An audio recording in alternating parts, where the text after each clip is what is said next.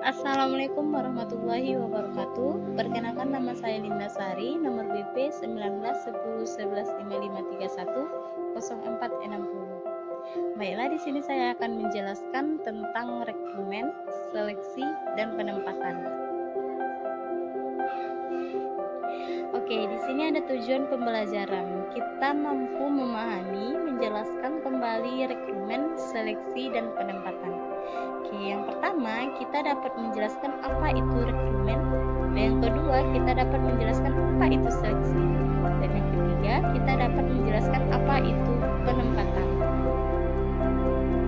Di sini kita masuk yang pertama, yaitu rekrutmen. Rekrutmen adalah suatu proses penarikan sekelompok kandidat untuk mengisi posisi yang lowong. Perekrutan yang efektif akan membawa peluang pekerjaan kepada pelatihan dari orang-orang yang berkemampuan dan keterampilannya memenuhi spesifikasi pekerjaan. Selain itu, rekrutmen juga merupakan proses mencari, menemukan, mengajak, dan menetapkan sejumlah orang dari dalam maupun dari luar perusahaan sebagai calon tenaga kerja dengan karakteristik tertentu seperti yang telah ditetapkan dalam perencanaan sumber daya manusia. Di sini ada namanya langkah-langkah proses rekrutmen di perusahaan, seperti menganalisis kebutuhan posisi. Yang kedua, perusahaan harus menentukan terlebih dahulu kebutuhan rekrutmen karyawan baru.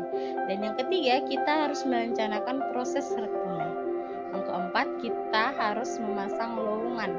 Dan yang kelima, kita harus memproses lamaran kerja dan melakukan wawancara. Dan yang keenam, pilih kandidat yang cocok dan berikan kesempatan kerja.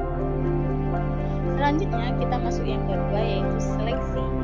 Seleksi ini merupakan proses untuk memilih calon karyawan yang sesuai dengan persyaratan atau standar yang telah ditetapkan.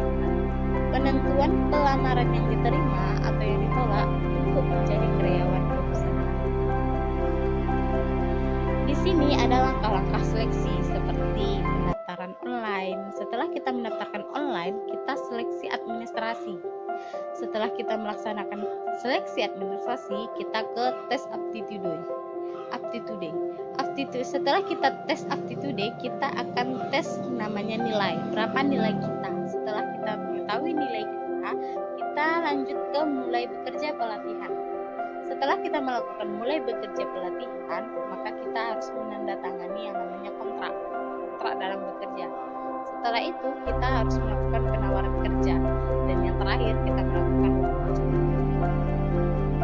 Kita masuk yang ketiga, penempatan kerja karyawan. Penempatan karyawan adalah kegiatan yang dilakukan oleh manajer untuk menempatkan seseorang karyawan pada pekerjaan dan jabatan yang ada pada organisasi.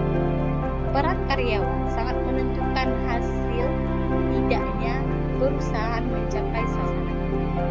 Selain itu, penempatan karyawan mengandung arti pemberian tugas tertentu kepada pekerja agar ia mempunyai kedudukan yang paling baik dan paling sesuai dengan didasarkan pada job requirement, kualifikasi karyawan, dan kebutuhan.